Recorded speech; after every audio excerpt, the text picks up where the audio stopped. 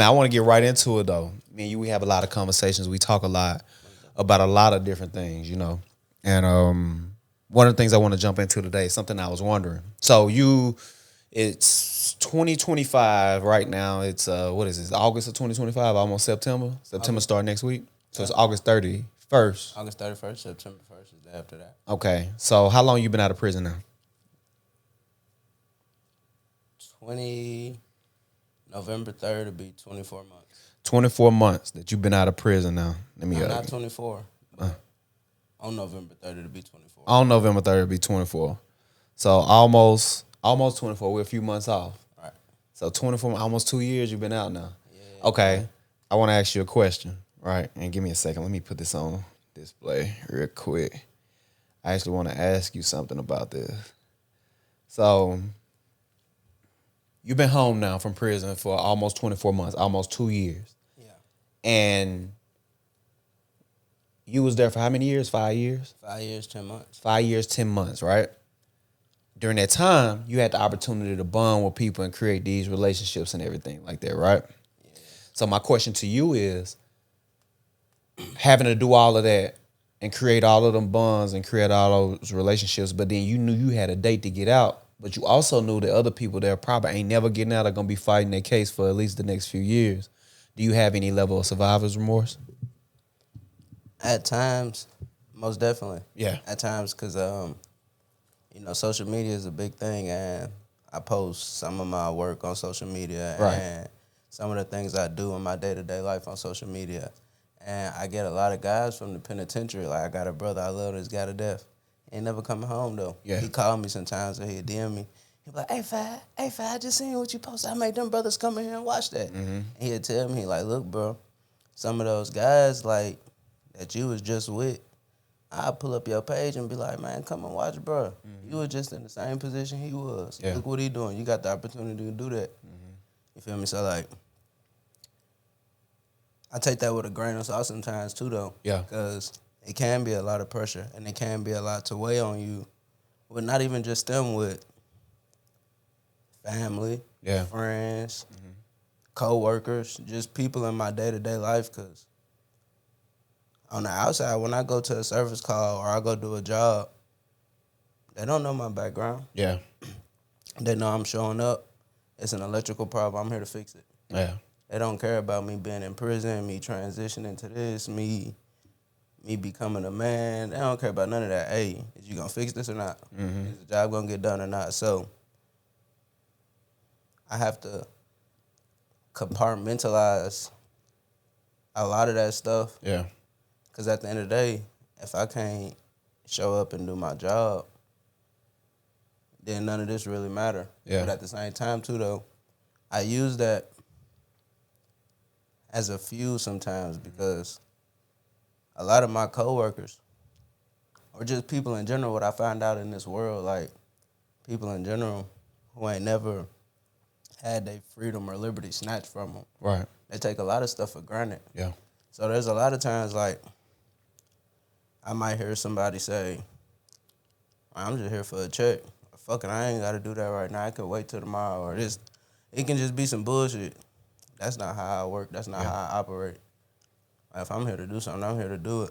Right. And one day, I had he wasn't a foreman, but he was like a lead, like a little lead personnel. And the guys had took a lunch break. I fucked some shit up, though. Yeah. Like, I knew I fucked it up. Mm-hmm. Everybody went to lunch. I stayed, and I was doing the rework on what I messed up. I was doing some fire alarm, running 3/4 pipe, and I counted my bends wrong. So if you've been in pipe, you're not supposed to put more than 590s in the pipe without a pull point. Right. I had like 6 of them bitches in there. Yeah, so I fucked it up. Yeah. I fucked it up. But the way it was ran above grid, so you really couldn't see unless you climbed up a ladder to look at it. Mm-hmm. But I knew I fucked it up. Yeah. So I'm fixing it, and he come around the corner. He like, bro, why you ain't take lunch? Mm-hmm. And he ended up, like, we chopping it up, and I told him. And he was like, bro, it really wasn't that important. Like, yeah. You could have got to it later. You could have did it tomorrow. Like, we got time. Mm-hmm. And he was like, why you be working the way you be working? And to me, like, I was just basically like, look, not that the job is, some people become consumed in their work, Right.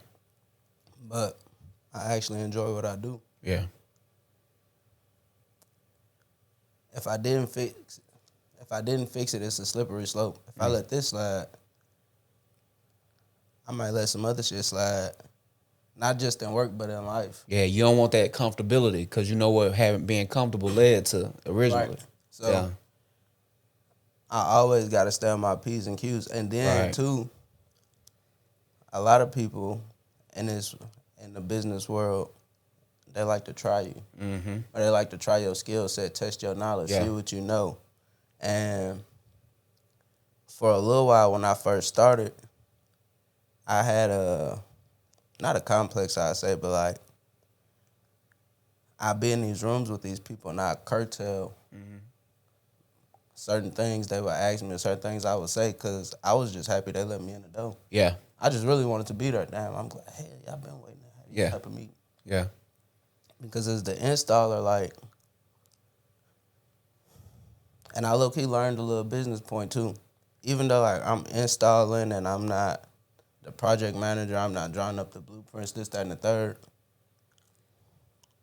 I'm the one that's doing it. Yeah.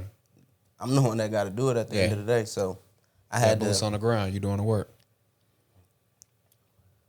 And when I realized too, so people look at you a certain way, or I can say in my experience. I can't say for everybody, but I can say in my experience.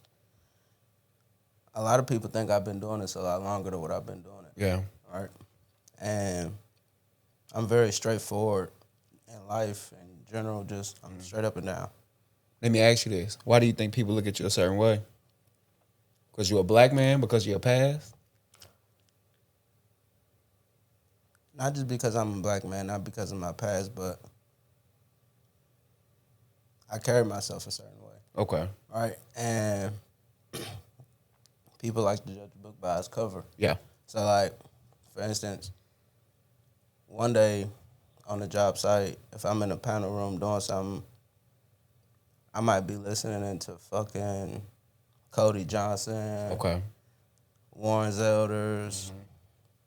INX. I don't know, just all time. I love music. Right. But then some days I'm in there, I might be listening to ESTG. I got the Migo. We in there turned up. Yeah. I got my Pioneers. We turned up to G, Babyface, Ray. It just depends. And so, like, if your first impression meeting me, I got a watch on, earrings, chain on, and we bumping FMBDZ. Yeah. And you hit the corner, you might think a little something. But let me go back. Okay, so we talk about, like, you know, this because I get it, right? I get you you are who you are, but you are who you are becoming. Right. And you want to be able to separate yourself from, or not necessarily separate, but you want to be able to show people that you are more than what you are, right? You are more than what you used to be, or what you did in the beginning stages of your life. Right. But something that I feel though is like that is a part of who you are. Those things that you did in the past led to you becoming who you are now. And just like that brother said that was locked up, it's important for those younger brothers or those brothers who got a date to get out to see that type of stuff, because it is possible. When you're around and we're around a lot of people, I always brag on you. I be intentional about bragging on you, right? Because I know how this life, all of it, the crime, the bullshit, all it's addictive. We young, we warriors. It's in us to be that way. If we were birthed 1,000 years ago, bro, we would have been fucking warriors of a kingdom somewhere. You know what I mean? Oh, definitely. And so with that mindset that we still have, because that's not that far removed, we have a lot of energy in us in that way. And I think that energy properly directed can yield something positive. But in some cases, like mine in some cases, and even yours, it turned into something negative, right? But I think that's important to show the strength and the will that it takes, or put you on a pedestal, no matter if you want to be there or not. You see, when you uncomfortable, I don't care. I don't want to be there. Yeah, I don't care, because it's like you don't want to be there. I don't care, but you have a big responsibility now because you're the one who's making the difference. You're the one who's deciding I'm not going back, and that's rare, and that's just important. So I enjoy that. I like that about you, and that's kind of like my 2 cents on why I'm always gonna do that. I'm gonna speak on that real fast. Okay. So like, your worldly desires, your want, because it ain't no need. Your want for worldly desires, bro. Yeah. So like, I was at a point in this where the company sent me to another state, gave me a bunch of money. Yeah. Man, I'm turned up out of town. Can't tell me nothing. I'm doing what I want to do. Like I just said, I had an attitude problem with them folks. Man, I'm showing up smelling like gas, talking to them folks. Like, nah, this real shit, bro. Yeah, like, yeah, for sure. And what's crazy, and this go like how like backdoory people is. So it was 4 of us. The company put 4 of us in the Airbnb. It was straight though, pretty big. We all live together. But one of the people I was living with, he was going up for a position. And we started off, so boom, we ended up getting there. And they had us we was doing generator feeds. We working outside. Yeah. I ended up seeing a black dude, black brother with golds. We get to chopping. You look like me, so we get to talking. He tell me where he from. He a crew lead though. He got on blue stripes. He like, bro, what you do? I'm like, I'm good at this. That's really my specialty. Yeah. Turn out that's all they doing. Yeah. He like, I'm about to get you to come work with me. Yeah. Bet. So I tell him though, like, look, dude, I'm cutting with. He got to come too. He like, I don't know. I'm like, bro, he's great. I vouch for him. Boom. Yeah. Our first 5 minutes, I'm thinking they trying to try us though, because they give us the blueprints. They trying to find this 3 circuits. The 3 circuits ain't working. They give us the blueprints, but they give them to us upside down. Yeah. So I look at bro. I'm like, y'all looking for circuit 12? He like, yeah. I'm looking in the area. I look at the prints again. I was like, bro, this prints upside down. He like, bro, we been looking for these 3 days. Ain't no way y'all been looking for these for 3 days. Yeah. But so they ended up keeping us on that crew. We started working with them. But bro, you know how somebody try to be your boss without trying to be your boss? Right. And it's cool because you can teach me something. I can learn. I don't know everything, bro. I promise I don't. I'm not the smartest person. I fuck up every day. But it's about how you do it. Right. So if I'm doing something, and I could be doing it wrong, don't let me finish doing it wrong, or like, don't micromanage me. Come help me.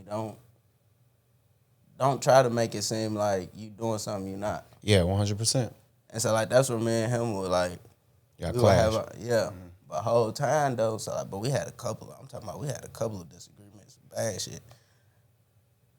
After one of them though, the man got the snake in me. He telling them, he smoked before he come to work. Yeah. He this, that, and the third. That's usually how I go. It be your own kind a lot of the time. I'm talking about. And then, so like the position I got transferred off that crew. And I had started working with a superintendent named Chuck. Chuck, old dude, laid back from Kentucky. Yeah. He's 65, but the work we doing is too hard on his body, you feel me? So like, so it's me, Chuck, and then we got Carlos. And it's crazy. Chuck birthday April 7th, Carlos birthday April 7th, my birthday April 6th. So when we argue, bro, we falling out. We all stuck, man. We ain't, what? You said, I'm not doing it like that. Get out of my... But so, Chuck used to have to take a lot of notes, and this is what I was talking about, me being in those meetings, me being invited to those places. Chuck not really taking notes like that, for real. Right. But I got to do all the work. So it got to a point where, like, I was invited behind those doors. Yeah. So I can take the notes, so I can get the schedule, so I can do certain things. We needed help doing something one day. Or one of the people we know had asked to work with us, and Chuck asked me what I thought about it. Yeah.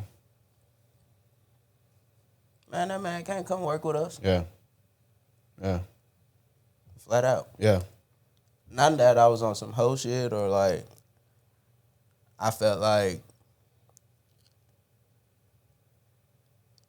he was one of those type of people like it looked good on the outside, but it's always some bullshit. Yeah. Yeah. So like, I just didn't want to. And Chuck, he was like, Chuck kept he was like, look, if you want him to work with us, he can. If not, Fuck to him. you. Yeah. Yeah. Nah, hell no. Man, I wanna get into some because we've been talking about your job. People, Yeah, the yeah. people watching, they don't even know you actually like got in once you got out and everything. You did a few little jobs here, but mostly you became an electrician or electrician apprentice, right? Am I saying that right? Or a technician? Yeah, electrical technician. Electrical But technician. I'm still going to school for my apprenticeship. Yeah. I'm in my 3rd year. Yeah. So I actually want to get into some real quick. It's actually something that me and you done talked about, and if it's something that it's about the drugs and everything like that. Me and you, we've talked about that before, and these stories are important, right? All this is important for the sake of like people watching, people listening to help them or whatever. Let's go into that, the drugs and where they came from, like where that came from, how that all started, and where you are now with it. Shit. Just as far as like, I've been smoking weed. Right. I've been smoking weed my whole life. Or not my whole life, but as around, middle school, something like that, I started smoking for real. It wasn't until really prison. Well, before then, like Xanax here and there. I really wasn't big into Xanaxes, nothing like that. I had a thing though for them Roxys, for them blues. Back when they was real though. A long time ago. And then I got locked up. During my incarceration, I was working in the kitchen, working first shift with a dude. Had life sentence. Yeah. Never go home though. One day we were doing something in the kitchen. That what it was. Some bars had hit the compound. And I had got one. And we went back to the unit like 2-3 days later. He pulled up on me like, hey, if you fuck with them bars, I know you'll fuck with this. Yeah. I'm like, what the fuck is this? Like, bro, it's that raw, that dog. I'm talking about that H. At the time, I didn't fuck with it. And so, like, I told him, hell nah, get the fuck out of my cell. Yeah, for sure. I'm affiliated, P. I am what I am, so we don't play that shit in the penitentiary. Yeah. And I'm in the POA. And them folk gonna crunch me every time. Yeah, position of authority for the people watching. Folk, yeah, we don't play that. But over time, just my relationship with them, I fuck with, not just because we work together, but like we play cards together, chat. We really kick it. You feel me? Yeah. One day, man, it might have been I don't know what it was, but one day we came out, take our showers because sometimes in the penitentiary you take showers before you go to work, especially if you work first shift in the kitchen. So, boom, we about to take our showers. He called me down there to the cell. He like, hey bro, come here real fast. You want to hit this cigarette? Yeah. Bet, hell, y'all trying to smoke a cigarette like gold. Boom. I'm in the room smoking a cigarette. He get high. He doing his thing. Hey, fire, you want it? Nah, straight. Hey, fire, you want it? Nah, I think about like the 3rd or 4th time. You feel me? I was like, fuck it, go ahead. Yeah. He lined me up. And then it was on. I ain't gonna say it was on, but I started going down the rabbit hole. Yeah. There. You feel me? Fast forward to me coming. All right, well, I ain't even gonna say fast forward because I can't skip some of it. So I just told you, me being a POA, you feel me? Getting high, like that really come with consequences. I ain't like that come with real consequences. I had to learn how to hide that shit. Yeah. It be time where like I be full of that dope. Yeah. Gotta have a 10. Yeah. It's something going on. Gotta go politic with brother about this, that. Man, them folks get any inkling. It's over with. Yeah. So like I really had to learn how to put that shit under the covers. And on the side note too though, people ain't stupid. Yeah, they know. Man, them folk know. Yeah. But I had a motherfucker tell me like this, kept it gangster, little bro. As long as you don't fall off and the outside world can't tell, I ain't got shit to say to you people. Yeah. Do your thing, fam. Yeah. And that's really how that like. And then at the time too, like I had to realize, like now looking back then, I used to get high to deal with a lot of this shit. Yeah. Because I really don't. They say, Vince got rooms, right? Mm-hmm. So I really don't talk too much about a lot of shit. Yeah. I really don't tell people a lot of things. So that was my way to cope with it. Yeah. All right. Yeah. Prison is a tough place though. It's hard. Like I get you, like niggas like saying like, oh, I can go back. I can do this. It ain't. But like, Ooh, nope. Shit. Like, but you hear niggas saying that though, right? Man. But it's a tough place, bro. Like anytime you in a cage and you locked in and you don't have your freedom, that's tough, right?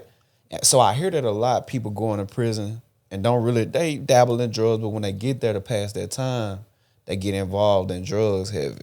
So that's common. I just want to make that for the people who listening and watching it, because that's who we talking to. They hearing your story. Yeah. I just want to help them understand, like, this ain't just you, like, you know how they see the people on TikTok and everybody like see the prisoners on TikTok doing TikTok dances and shit like that. And they say, man, these niggas having fun in here. Like, no, this shit not fun. These niggas like, they doing anything they can to try to cope with the bullshit that they having to go through day to day in there. Yeah, that shit ain't fun. People. Yeah. It's a lot of, how can I say this? You got to find the gratitude. Prison taught me how to find the gratitude in a lot of shit. Right? Yeah. To be grateful. And sometimes I look at that as like a double-edged sword, right? Yeah. And my pops would tell me all the time, too, don't settle for that shit. Mm-hmm. So, like you said, like when I first came home, I worked a few jobs here and there. I remember I got my first job, I think I was making like $17.50. Yeah. When I came home, turned up. Yeah. Yeah. My daddy looked at me and was like, I don't get comfortable with that shit. Yeah. In my head, you a hater. I ain't gonna, you a hater. But because what your job make in the prison? I was just making 17 exactly. 23 after I got my raise. So, but him saying that to me, then it makes sense now. You feel me? Because like people do get comfortable in those roles. Fucking right. People do get comfortable being in that light, being in that spot. Like, cool down. I ain't had this before. And so like for me, I'm always trying to do something new. I'm always trying to learn. Yeah. What I learned about this corporate world too is economics. And when you make yourself an asset and you start to speak the language they speak. So like the people in the office, they speak in terms of material and deadlines. Right.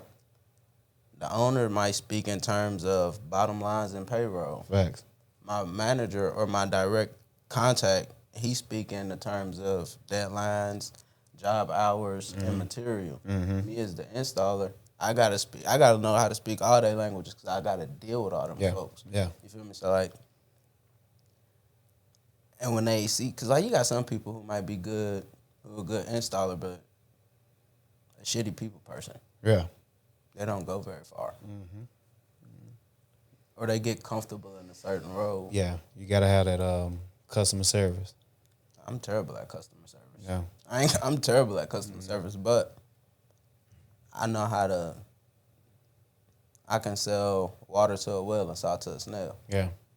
I can talk to anybody about anything if I want to. So dealing with them, and I'm gonna keep it against what I learned too in this world. A lot of these folks that I work with, they got problems just like I got problems. For sure. They problems way worse a lot of time. Man, I'm talking about them folk be going through it, and they look at like for some reason, I don't know, like if I give off the people look at me and think I got everything together. Yeah. Or people defer, like on the job site, like my boss, he'll be like, "What you think about that? How would you approach that?" Or "You ready to work?" Like it just be certain shit. Like he'll ask me, and I'm like, he think of this. He think of me like this. like he hold me to a higher standard. Yeah. Low key maybe didn't even hold himself. You feel me? And Yeah. because of that, sometimes I actually want to go back real quick. Let's rewind it back real quick because we've been talking a lot about your job. yeah. We gotta stop talking about that. But I get it though. I get it. Bring It's that up something no that you're more. proud of. No. We gonna get to that. It's just I want to so far because what this episode is for, what I wanted to be for, so far to talk about. Because the last time we left off, you talked about your time in the penitentiary. Now I want to explore life after prison so far and what it's been for you, and that's a part of it. Your job is a part of it. So this is right. We right on track. But I do want to go back into the question about the addiction. We already established how you developed it, being inside a prison. But post prison, what does that look like, and how do you get a handle on that and get yourself together? Man, I felt myself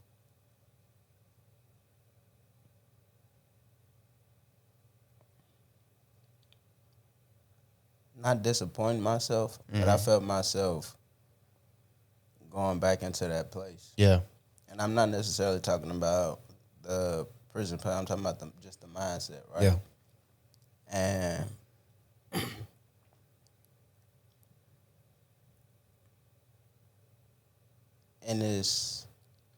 on this journey, my twin, my dad, and my woman, yeah, like they're very instrumental in me, like yeah. getting sober, bro. Like there's been times where my woman, bro, like I be out running the street. Like people don't know for real too. Like when I came home, like I still ripping and running in the streets a lot. Yeah, And one day, boom, I pull up to the crib. I'm full of them yerks. yeah, And I'm thinking like, hell, I thought I backed in. You feel me?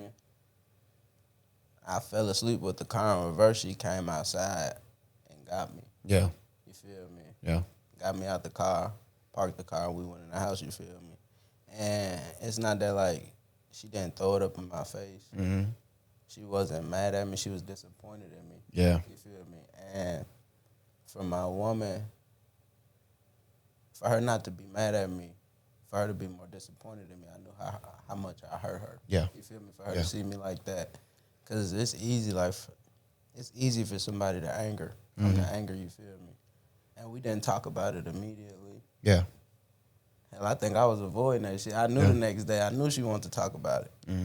But when we did talk about it, you feel me? She reassured me yeah, on a lot of things. You feel me? Because, like, it's been a couple of times that I've been home. I almost lost my way. yeah, When I say that, like, bro, like, I mean, like I said, my job sent me out of town. I was out of town doing everything but working for real. yeah, And that's another thing, like, with my relationship, too, you feel me? And So, we're gonna like, get to that too. I travel. I travel 5 days out the week. I'm out the state. Yeah, So my first time traveling and stuff like that, being out of state for 4-5 months at a time, it fucked our relationship. yeah, yeah, So when I took this job traveling, it was a lot of fears and traumas that came with that. And Yeah. I completely on her side, right? Yeah, and I completely understand wholeheartedly. Yeah. You feel me? So like we had to work to get back to a better place. Yeah, But just as far as just back on, because I keep getting off topic on that. Just as far as just those people being instrumental, you feel me? And like, I had a lot of other stuff going on in my life too. That, you know, losing loved ones to Yeah. addictions and stuff like that. hell yeah, I had one hit close to home for real, for like mine. And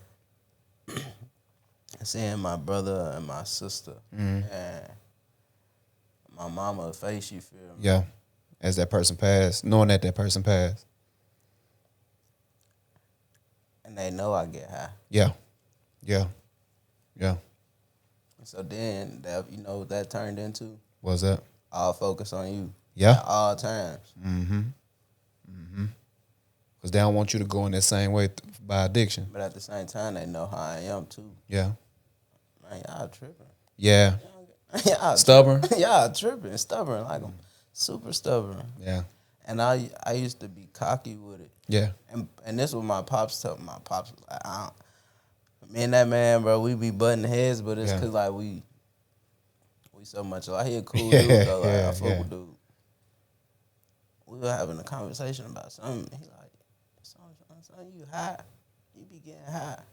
I was like, man, I got 10,000 in my pocket, right? I can pull out. Cocky. I don't give a fuck. That's supposed to mean to me. That's supposed to impress me. Yeah. Still get high. Yeah. I was like, damn. Yeah. Yeah. Shout out Pops, man. That ain't right. Sometimes they take that though. But okay. So we talked about, you getting out and how supportive your woman was to you getting out, whether it was with your addiction and all just the stuff you battling with fresh out of prison. Because you said this on the last episode, how because you were institutionalized at times, how you wouldn't sleep in the bed because it was too soft and things like that, right? So let me ask you, just what role has your woman in your relationship played in you being out here being free and being as accomplished as you are now, as far as your career path, working in corporate, your everything that you've been able to do right now, getting money, doing all of that? How instrumental has your woman been in that?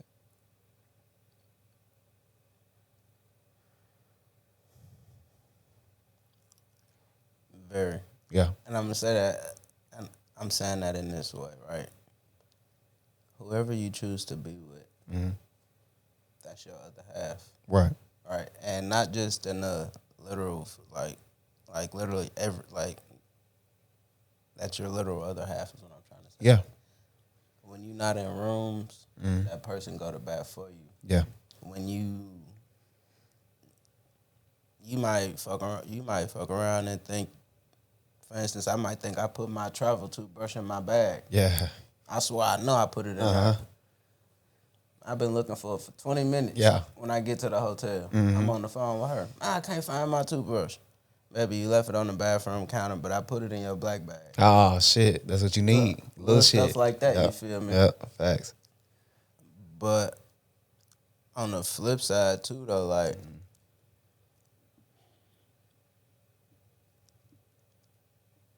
I see my dad, right, and my twin, and there's nothing wrong with, if you want to be married, Yeah. if marriage is your goal in life, that's cool. Right. What I'm trying to say about this, like, I see my dad and my twin, right, they're both married, right? Right. And I see them as providers.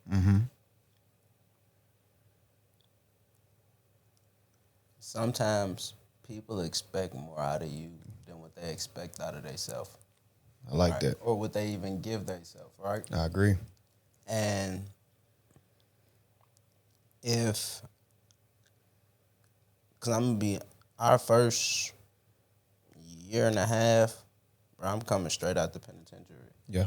And I'm trying to convince this woman, right, that not only am I not going back to the penitentiary, that I'm a stable man. Yeah.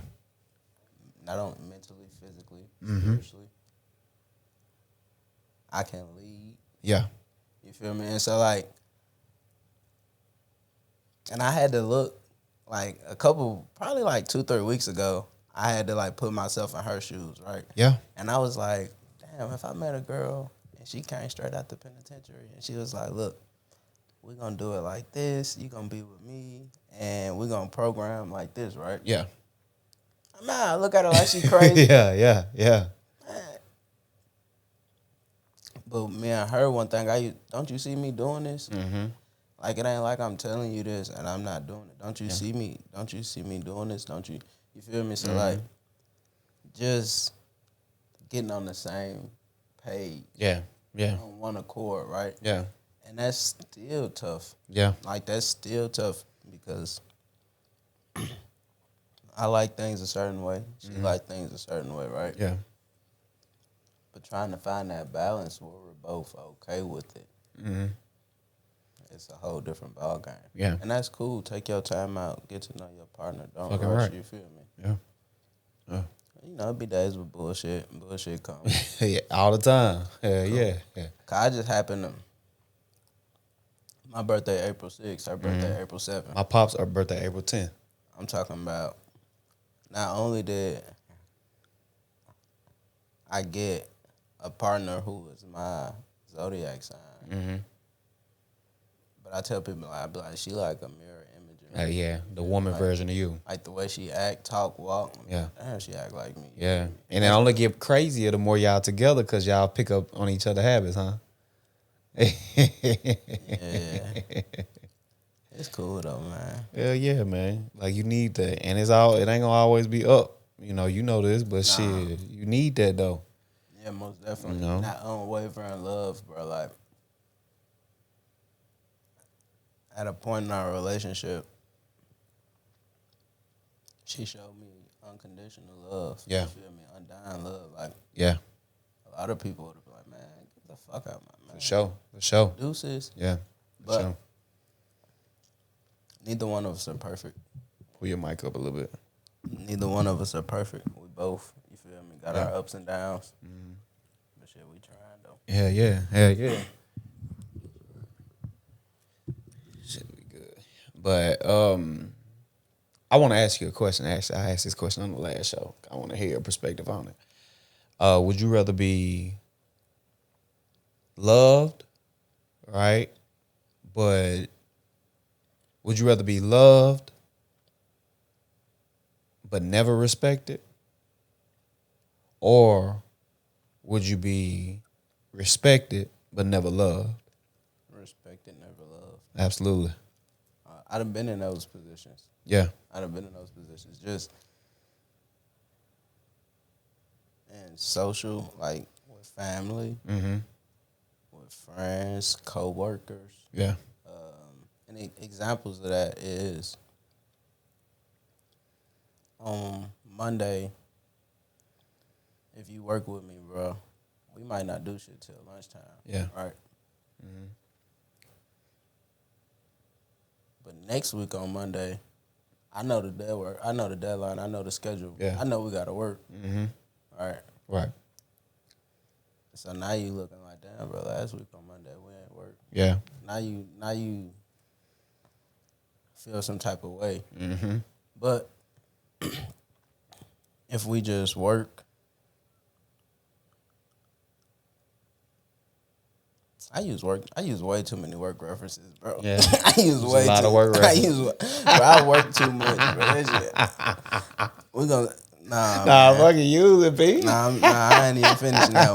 I'd rather be respected than loved. Yeah. Than loved than respected. But loved than never respected, because even the respect to me brings some form of love. Yeah. To respect somebody enough not to cross their boundaries. I don't care what you say, that has to be some form of love, companionship for that person. Yeah. For whatever it is. Yeah. But if I say I love you and I don't respect you, how can I love you? Nah, 100%. 100%. I'm with you. Man, I want to ask you, because we kind of talked about you, we already talked about you when I think you was a year out at this point, last time you was on the show, and just you adjusting to the free world. And it seemed like you've been, doing that and everything been good with that. But I did want to ask you something about like your hopes for the future. And where do you want to be, and where do you see yourself being? I'm figuring it out. Yeah. Right? Because you could burn out on something, right? Or you could find something else that piques your interest, or something else that you want to pursue. So where I know where I'm gonna be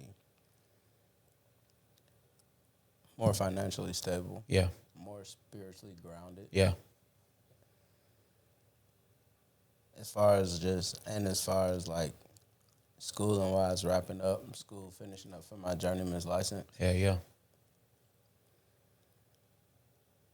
Just going into a different direction, right? Because one thing I'm noticing too, I think when I called you one of these days, I was like, look, bro, if I call you and you ain't got no emotion, I ain't fucking with you no more. 100%. And I'm not saying that to down people who I fuck with who ain't got nothing going on, but I say this all the time, bro. Look, I know how hard it was. Mm-hmm. And I woke up and I did that shit. I woke up I wake up 3 o'clock in the morning. Mm-hmm. Be there at 4. Yeah. Work till 4. Then there's been times where I'm working 10 hours a day and I still go to school 4 days a week. Yeah. For 5 hours. Yeah. Tough. What a drug addiction. Yeah. Again, how you feel me? Yeah. So when people call me or like people try to make me feel bad for certain situations or certain things, I be, man, hell no. Yeah. Man, I think with all you've been through up until this point, you've been through, damn near 6 years in prison, getting out, while you in prison developing a drug addiction, getting out, still trying to cope with that drug addiction, but while simultaneously building yourself up and remaining strong and killing it, going to work, going to school, doing all of that everything that you had to do, right? You've been able to do all of these things, managing your relationship and having that together, keeping your sanity, because sometimes it's hard making that transition. You've been able to do all of these things, right? I guess my question to you is, what would you tell 18-year-old you? Because you got locked up when you was 19, right? Not 20. 20. So what would you tell 18-year-old you when he was getting out, starting on his journey? And what would you want to change about him? Nothing.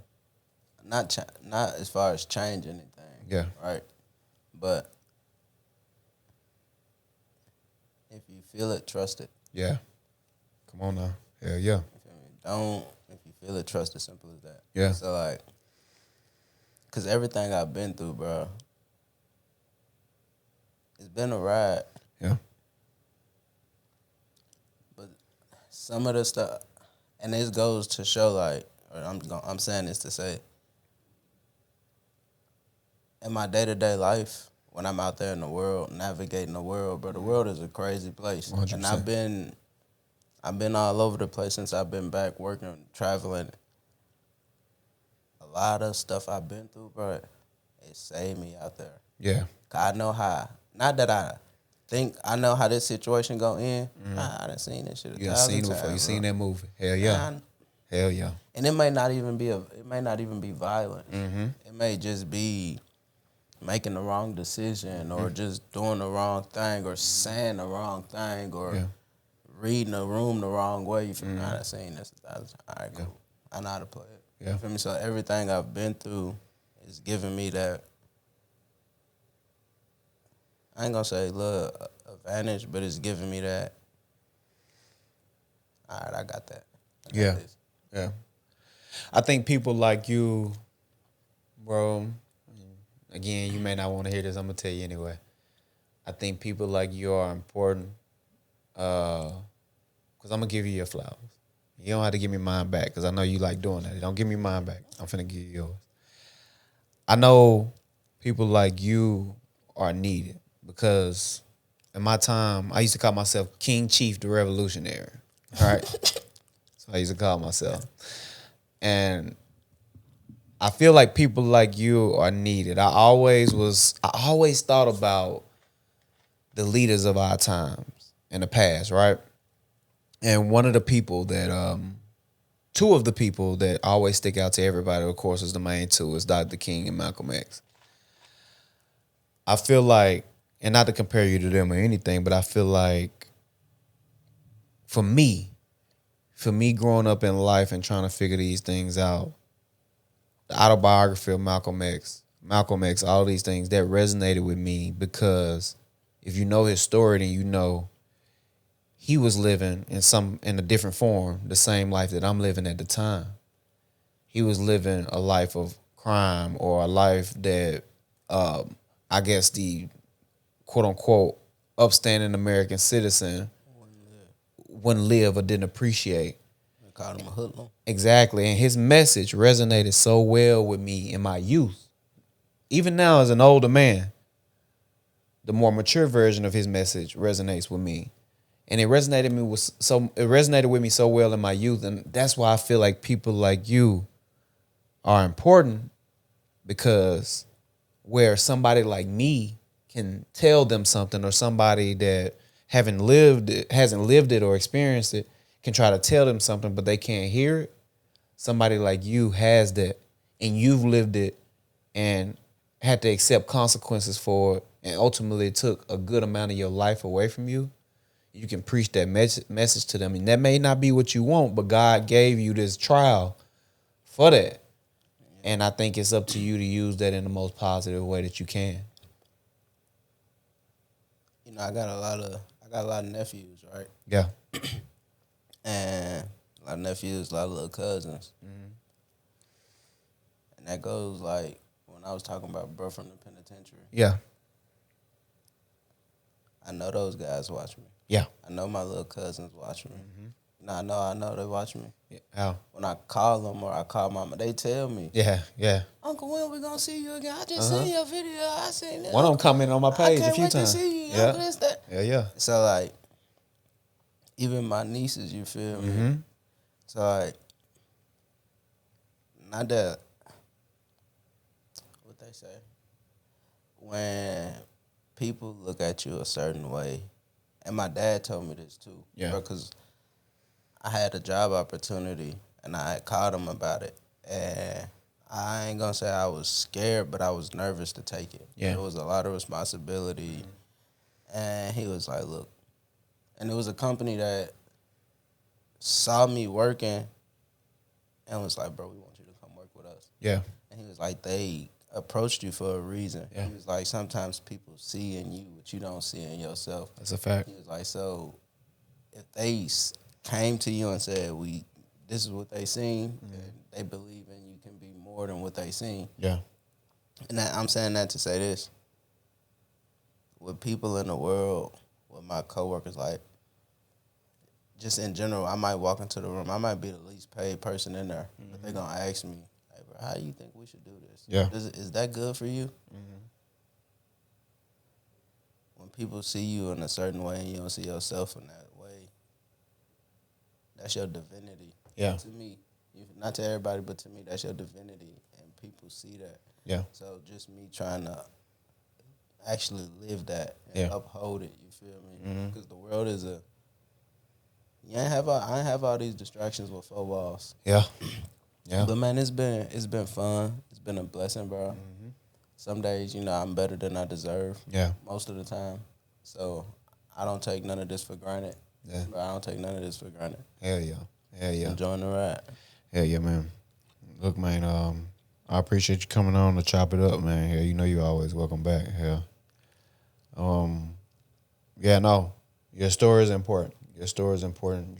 Your story is important. No matter what medium you choose to discuss it to. First of all, I'm grateful that you choose this medium to discuss it through. But no matter how you choose to do it, whether it's locally, regionally, nationally, I think it's important to share your story and what you're going through, but also to hold yourself accountable. Make sure you continue to hold yourself accountable like how you've done up until this point.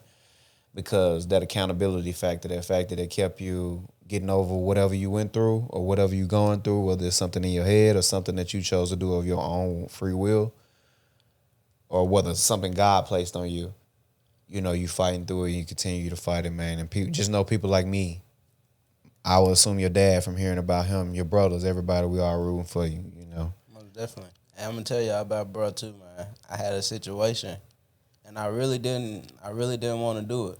I really didn't want to go ahead. Yeah. And bro, we on the phone, and I'm telling him, man, I do not feel comfortable doing this shit. Mm-hmm.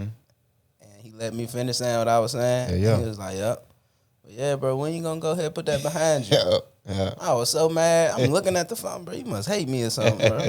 I told him too. I said, bro, I just told you, bro. But you need people like that. I'm saying that to say you need people like that. Even when I don't want to hold myself accountable for certain stuff, and this stuff I know I need to do, bro. When I let man, when you gonna put that behind you?